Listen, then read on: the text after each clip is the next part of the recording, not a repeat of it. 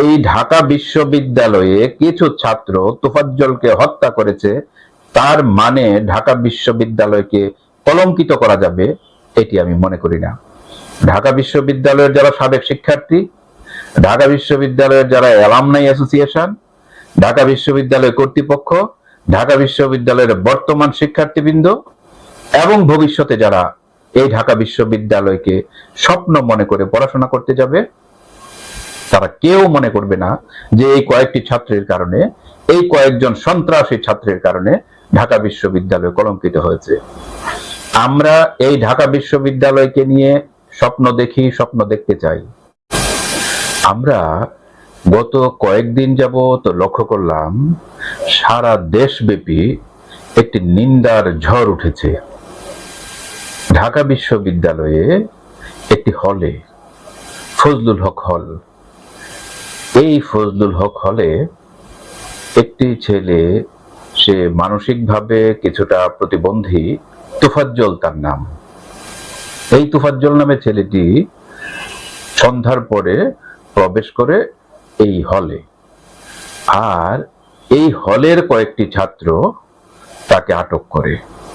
রহস্যটা হচ্ছে যে এই হলের কয়েকজন ছাত্রের মানিব্যাগ এবং মোবাইল দুপুর বেলায় চুরি হয়ে যায়।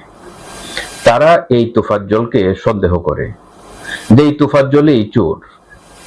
তখন তারা তাকে আটক করে গেস্ট রুমে নিয়ে যায়। আর অতীতের যে গেস্ট রুম কালচার বিশ্ববিদ্যালয়ের হলগুলোতে, এগুলো আমাদের জানা। পরবর্তীতে তাকে পেটানো হয়, পেটানোর পর সে শারীরিকভাবে অসুস্থ হয়।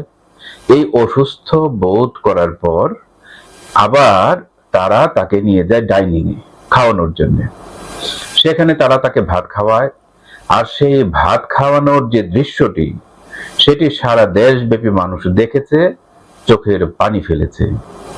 তাকে যখন খাবার দেয়া হয়েছে, তাকে জিজ্ঞাসা করা হয় এই খাবারের মান কেমন, খাবারটি খেতে কেমন।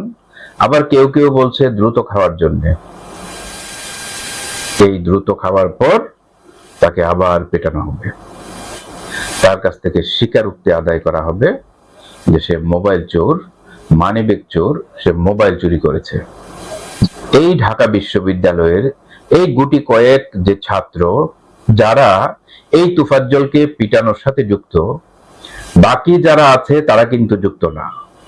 সাথে সাথে অন্যান্য ব্যাচের যারা শিক্ষার্থী এবং যারা কর্তৃপক্ষ, তারা এসে বারবার এই নির্যাতনকারী অভিযুক্ত শিক্ষার্থীদের নিষেধ করে, বারণ করে তাকে এইভাবে অমানসিকভাবে পেটানোর জন্য।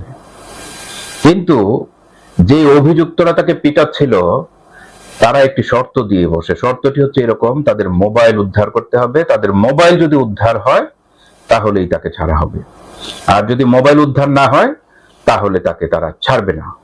তাদের দাবি হচ্ছে যদি তারা পুলিশেও দেয় তাহলে পুলিশকে সেই মোবাইল বের করে দিতে হবে, আর যদি না পারে তাহলে আবার তাদের হাতে দিয়ে দিতে হবে। এই শিক্ষার্থী, এই অভিযুক্ত যে কয়েকজন গুটি কয়েক শিক্ষার্থী, তাদেরকে কোনোভাবেই মানানো যাচ্ছিল না। অবশেষে তারা তোফাজ্জলকে খাবার দাবার খাইয়ে গেস্ট রুমে নিয়ে আসে। নিয়ে আসার পর বেদম পিটুনি দেয়। এই পিটুনির এক পর্যায়ে তোফাজ্জল গুরুতর আহত হয়, অসুস্থ হয়।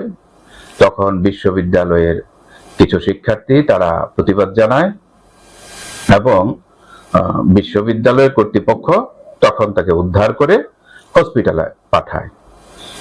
কয়েকজন শিক্ষার্থী এই তোফাজ্জলের সাথে হাসপাতালে যায়। হাসপাতালের যে কর্তব্যরত চিকিৎসক, তারা জানায় যে তোফাজ্জল মারা গিয়েছে। তোফাজ্জল মানসিকভাবে কিছুটা ভারসাম্যহীন ছিল। মানসিকভাবে অসুস্থতার কারণটি আমরা জানি, তার এলাকাতে একজনের সাথে তার একটা প্রণয়ের সম্পর্ক হয়, এক চেয়ারম্যানের মেয়ের সাথে। আর ওই চেয়ারম্যান তাকে যে শারীরিক নির্যাতন করে, মাথায় আঘাত করে, সেই আঘাতের পর থেকে সে মানসিকভাবে অসুস্থ ছিল।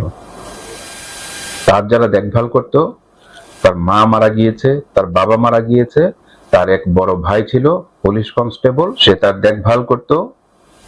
গত বছর সেও ক্যান্সারে আক্রান্ত হয়ে মারা যায়। এই তোফাজ্জল এই এত বড় বাংলাদেশের মধ্যে একদম অসহায় হয়ে যায়।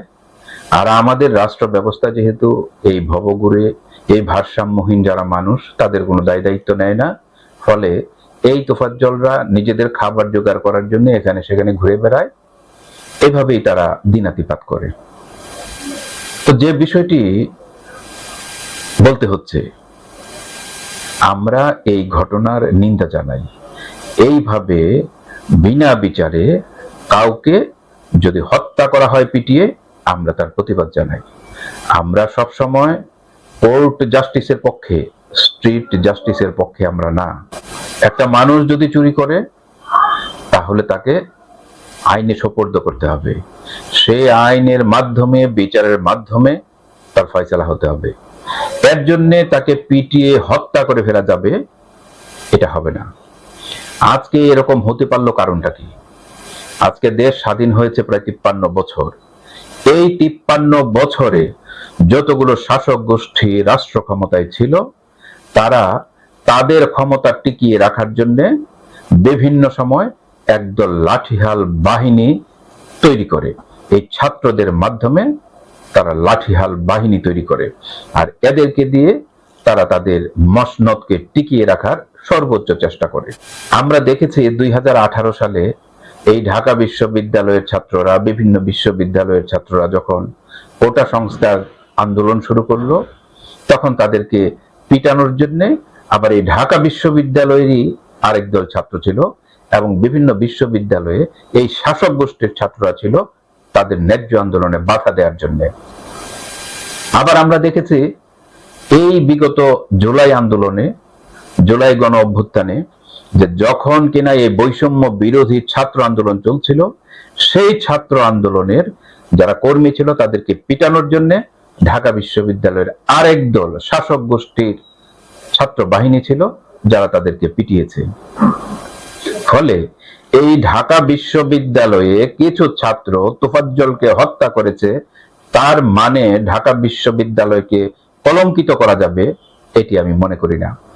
ঢাকা বিশ্ববিদ্যালয়ের যারা সাবেক শিক্ষার্থী, ঢাকা বিশ্ববিদ্যালয়ের যারা অ্যালামনাই অ্যাসোসিয়েশন, ঢাকা বিশ্ববিদ্যালয় কর্তৃপক্ষ, ঢাকা বিশ্ববিদ্যালয়ের বর্তমান শিক্ষার্থীবৃন্দ এবং ভবিষ্যতে যারা এই ঢাকা বিশ্ববিদ্যালয়কে স্বপ্ন মনে করে পড়াশোনা করতে যাবে, তারা কেউ মনে করবে না যে এই কয়েকটি ছাত্রের কারণে, এই কয়েকজন সন্ত্রাসী ছাত্রের কারণে ঢাকা বিশ্ববিদ্যালয় কলঙ্কিত হয়েছে। আমরা এই ঢাকা বিশ্ববিদ্যালয়কে নিয়ে স্বপ্ন দেখি, স্বপ্ন দেখতে চাই। এবার আমরা দেখতে পেয়েছি যখন বাংলাদেশে বন্যা হয়েছে, ঢাকা বিশ্ববিদ্যালয়ের টিএসসিতে মানুষ লাইন দিয়েছে ত্রাণ দেওয়ার জন্য।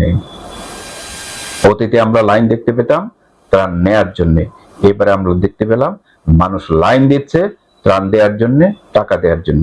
এই হচ্ছে ঢাকা বিশ্ববিদ্যালয়। তো ঢাকা বিশ্ববিদ্যালয় একদিকে শিক্ষার্থীরা যেরকম এদিকে শ্রম দিচ্ছে, আবার পাশাপাশি কিছু কুলাঙ্গার থাকবেই। কিন্তু এই কুলাঙ্গাররা থাকতে পারতো না যদি এই স্বাধীনতার 53 বছরে আইনের শাসনটি প্রতিষ্ঠিত হতো, ন্যায় বিচার প্রতিষ্ঠিত হতো, তাহলে এই কুলাঙ্গারগুলো তাদের এই অপকর্মগুলোকে করতে পারতো না। আমরা বলতে চাই, সারা দেশবাসী দেখতে চায়, যে সকল অভিযুক্ত শিক্ষার্থী এই তোফাজ্জলকে হত্যার পেছনে দায়ী, তাদের জন্য বিচার হয়, তাদেরকে আইনে সোপর্দ করা হয়েছে। এই ঢাকা বিশ্ববিদ্যালয়ের ছাত্ররাই তাদেরকে রাস্তাঘাট থেকে ধরে এনে পুলিশে সোপর্দ করেছে। আমরা তার সুষ্ঠু বিচারটি দেখতে চাই। আমরা যেরকম ঢাকা বিশ্ববিদ্যালয়ে এরকম অনাকাঙ্ক্ষিত ঘটনা ঘটতে দেখতে চাই না, জাহাঙ্গীরনগর বিশ্ববিদ্যালয়ে দেখতে চাই না, রাজশাহী বিশ্ববিদ্যালয়ে দেখতে চাই না, কোথাও দেখতে চাই না। আমরা চাই বাংলাদেশের মধ্যে গণতান্ত্রিক আইনের শাসন ব্যবস্থা প্রতিষ্ঠিত হোক। বর্তমানে গণতান্ত্রিক গণ অভ্যুত্থানের যে সরকারটি আছে, এই সরকারের প্রতি মানুষের বিশাল আস্থা। এই গণতান্ত্রিক গণ অভ্যুত্থানের সরকারের প্রতি মানুষের বিশাল চাওয়া। আমরা চাই এই গণতান্ত্রিক গণ অভ্যুত্থানের যে সরকার, তারা তার সুষ্ঠু তদন্ত করবে, তার যে বিচার ব্যবস্থা, রাষ্ট্রের যে বিচার ব্যবস্থা, সেখানে সুষ্ঠু বিচার হবে। এই দৃষ্টান্তমূলক বিচারের কারণে ভবিষ্যতে এই ধরনের অনাকাঙ্ক্ষিত ঘটনা আর ঘটবে না বলে আমরা বিশ্বাস করতে চাই। আর যদি ঘটে, তাহলে তার সুষ্ঠু তদন্ত সাপেক্ষে এবার যেরকম ছাত্রদের 8 জনের ছাত্রত্ব বাতিল করা হয়েছে, 6 জনের জবানবন্দি নেওয়া হয়েছে, এইভাবে যদি বিচারের কার্যক্রমটি এগিয়ে যায় তাহলে আমরা মনে করি এই ধরনের ঘটনাগুলো ঘটবে না। পাশাপাশি আরেকটি কথা বলে শেষ করতে চাই, এই ঢাকা বিশ্ববিদ্যালয়ে যে সকল শিক্ষার্থীরা পড়বে তারা তাদের অধিকার অর্জনের জন্য যে লড়াই করবে, যে সংগ্রাম করবে, এর নাম হচ্ছে রাজনীতি, রাজনৈতিক সচেতনতা। একটা মানুষ যদি রাজনৈতিকভাবে সচেতন না হয় তাহলে সে অন্যায়ের প্রতিবাদ জানাবে কি করে? একজন সাবেক রাষ্ট্রবিজ্ঞানের ছাত্র হিসেবে বলতে চাই, রাষ্ট্র পরিচালনার নিয়ম নীতি জানার যে বিজ্ঞান, সেটি হচ্ছে রাজনীতি। এই রাজনীতি যদি ছাত্ররা না জানে তাহলে কিভাবে হবে? এই ঢাকা বিশ্ববিদ্যালয়ে যখন রাষ্ট্রবিজ্ঞান পড়ানো হবে তখন যদি ইতিহাস, ঐতিহ্য সেগুলো পড়ানো হয় তার ভিতরে রাজনীতি আসবেই। আর যদি তখন তাদেরকে সেন্সরশিপ দেওয়া হয় যে না, এই বিশ্ববিদ্যালয়ে রাজনীতি নিয়ে কথাবার্তা বলা যাবে না, তাহলে কি দাঁড়াবে? ইতিহাসের শিক্ষক কিভাবে শিক্ষকতা করবেন? ইতিহাসের যারা ছাত্র তারা কিভাবে আলোচনা করবেন? এখানে ইতিহাস যদি পর্যালোচনা করতে হয় তাহলে রাজনৈতিক প্রেক্ষাপটকেই সেখানে বিশ্লেষণ করতে হয়। আর যদি রাষ্ট্রবিজ্ঞান পড়তে হয় তাহলে রাজনীতিকে অবশ্যই পড়তে হবে। আর যদি আজকের এই ঢাকা বিশ্ববিদ্যালয়ের শিক্ষার্থীরা, যে সকল অভিযুক্ত শিক্ষার্থীরা যারা তোফাজ্জলকে হত্যা করেছে, তাদের ভিতরে যদি দেশপ্রেম থাকতো, তাদের ভিতরে যদি দায়বদ্ধতা থাকতো, তাদের ভিতরে যদি আমাদের দেশের আইন কানুন সম্পর্কে সঠিক ধারণা থাকতো, বিচার সম্পর্কে ধারণা থাকতো, তাহলে আজকে এই ধরনের অপরাধটি ঘটতে পারতো না। যে 53 বছরের যে ঐতিহ্য তারা দেখে এসেছে, যে ক্ষমতাসীন দলের যারা যুক্ত থাকবে ছাত্র সংগঠনের, তারা তোলাবাজি করবে, তারা টেন্ডারবাজি করবে, তারা লুটপাট করবে এবং তাদের সর্বোচ্চ যে পুঁজি সেটা হচ্ছে পৈশাচিকতা। এই পৈশাচিকতা যে যত বেশি দেখাতে পারবে সে তত শাসক গোষ্ঠীর কাছের মানুষে পরিণত হয়। আজকে যদি সেই শিক্ষার্থীরা সঠিকভাবে এই আইন জানতো এবং আইনের প্রতি শ্রদ্ধাশীল হতো, এই রাজনীতি জানতো, এই রাজনৈতিক জ্ঞান তাদের থাকতো, তাহলে আমি মনে করি যে এই প্রেক্ষাপটটি তৈরি হতো না। ফলে বর্তমানে যে কথাটি উঠেছে যে বিশ্ববিদ্যালয়ে ছাত্র শিক্ষক কারো কোনো রাজনীতি থাকবে না, তাহলে হবেটা কি? টেন্ডারবাজি বন্ধ হবে কি? অন্যান্য যে লুটপাট সেগুলো কি বন্ধ হবে? নাকি শুধুমাত্র যে ঐক্যবদ্ধভাবে যে লড়াই, সে লড়াইটা বন্ধ হবে?